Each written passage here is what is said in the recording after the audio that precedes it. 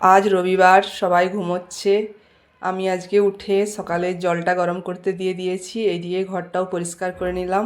আজকে একটা জায়গা যাওয়ার আছে, তারই রেডি হচ্ছি। সকাল সকাল শ্যাম্পু করে স্নান করব, তারপর পুজো দেওয়ার আছে।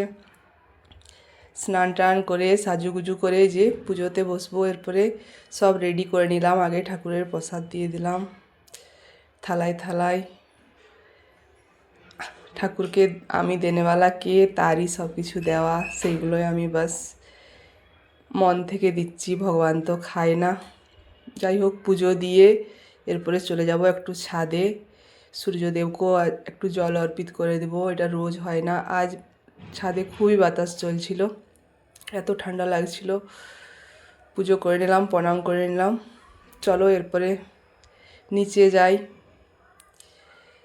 দুপুরের ব্যবস্থা করে তারপরে যেতে হবে। কেমন হয়েছে ভিডিওটা পরের